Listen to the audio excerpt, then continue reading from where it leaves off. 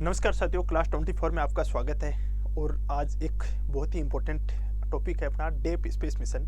क्या है इसके बारे में जानते हैं। 18 और 19 तारीख को गुजरात की राजधानी गांधीनगर है, वहाँ पे डिफेंस एक्सपो 2022 है, उसका आयोजन किया गया था 2 दिन के लिए।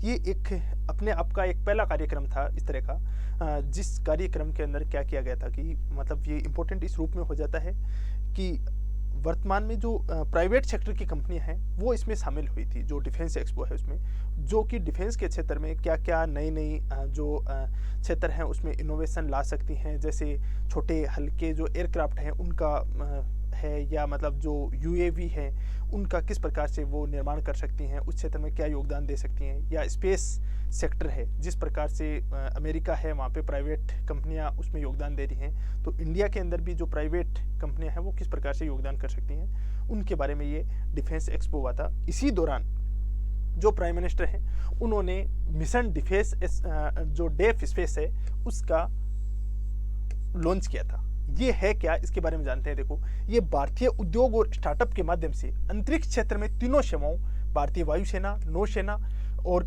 जो वायुसेना, नौसेना और जो अपनी थल सेना है के लिए अभिनव समाधान विकसित करने का एक महत्वाकांक्षी प्रयास है। देखो, अब ट्रेडिशनल वारफेयर है, जो जिस प्रकार से नॉर्मल बंदूकों के माध्यम से गोलियां छोड़ी जाती हैं, या राइफल है, या जो भी गोला बारूद है, वो आने वाले समय में नहीं होने वाला है। जो अब आगे युद्ध होंगे वो स्पेस में होंगे, स्पेस में या साइबर वारफेयर होंगे।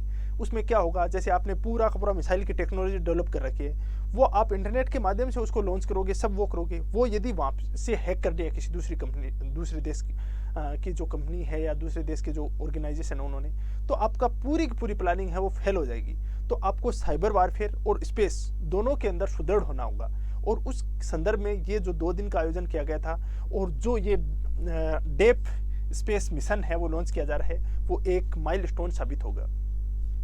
अंतरिक्ष क्षेत्र में रक्षा आवश्यकताओं के आधार पर नवीन समाधान प्राप्त करने के लिए 75 चुनौतियां खोली जा रही है। इसमें 75 चुनौतियां, 75 जो अब चैलेंजेस हैं वो फेस किए जाएंगे, उसको सामने रखा गया है और उनका समाधान किया जाए। इसके दौरान स्टार्टअप्स और इनोवेटर्स, निजी क्षेत्र को समस्याओं के समाधान खोजने के लिए आमंत्रित किया गया है।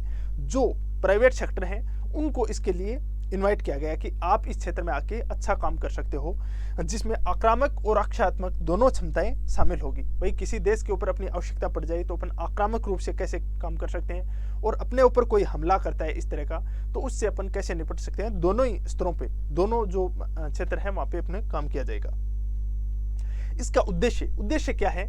अंतरिक्ष युद्ध के लिए सैन्य अनुप्रयोगों की एक श्रृंखला विकसित करना है। जो अंतरिक्ष युद्ध यदि स्पेस वारफेयर हो जाता है तो उसके लिए अपन को एक सैन्य अनुप्रयोगी श्रृंखला विकसित करना और निजी उद्योगों को भविष्य की आक्रामक और रक्षात्मक आवश्यकताओं के लिए सशस्त्र बलों को समाधान प्रदान करने में सक्षम बनाता है। जैसे टाटा है, ये प्राइवेट सेक्टर है, ये जो अपनी थल सेना है उसके लिए शुरू से ही बहुत सारे मतलब उनके लिए उपकरण उपलब्ध कराता है वो। जैसे टैंक है, टैंक निर्माण में बहुत महत्वपूर्ण भूमिका निभाता है। दूसरा, जो भी लॉजिस्टिक सामान है उसकी आवश्यकता पड़ती है सेना को, तो टाटा उनको उपलब्ध कराता है। इस तरह की और भी अन्य भी कंपनियां हैं, वो भी इसमें शामिल हो सकती हैं। अंतरिक्ष में रक्षा अनुप्रयोगों से न केवल भारतीय सशस्त्र बलों को मदद मिलेगी, बल्कि मित्रवत देशों, राष्ट्रों तक भी इसका विस्तार किया जा सके। अब इसका फायदा क्या होगा? प्राइवेट सेक्टर को लेकर आने, इसको क्या फायदा होगा? देखो, एक तो इससे रोजगार बढ़ेंगे, उत्पादन बढ़ेगा। इंडिया है वो एक्सपोर्ट कर सकता है, अपना जो रक्षा उत्पाद है उनको आयात करता है, उसको प्रतिस्थापित करके निर्यातक देश के रूप में इंडिया है वो विकसित हो सकता है। और हाल ही का एग्जाम्पल है, जैसे वियतनाम है, उनको उन्होंने इंडिया है उसने ब्रह्मोस मिसाइल है वो एक्सपोर्ट की थी। दूसरा, जो अपनी साउथ अमेरिका की कंट्रीज़ हैं उनके साथ अपना जो हल्के लड़ाकू विमान है उनका एग्रीमेंट हुआ था। दूसरा, अपने जैसे सार्क सैटेलाइट है उसके तहत अपने जो आसपास के पड़ोसी देश हैं उसको शामिल किया गया था। अफ्रीकी बहुत सारी कंट्रीज़ हैं, उनको अपन रक्षा उत्पाद हैं वो निर्यात कर सकते हैं। तो इंडिया है उसका बैलेंस ऑफ पेमेंट है वो, उसमें संतुलन आएगा, रोजगार बढ़ेगा, उत्पादन बढ़ेगा, निर्यात बढ़ेगा, और साथ साथ में इंडिया है वो आत्मनिर्भर भी बनेगा। अपनी सेनाएं हैं उसके अंदर भी आत्मविश्वास और राष्ट्रवाद की भावनाएं हैं वो अधिक बढ़ेंगी। दूसरा, अपन रणनीतिक रूप से, स्ट्रेटेजिक रूप से अधिक सुरक्षित महसूस करेंगे। क्यों?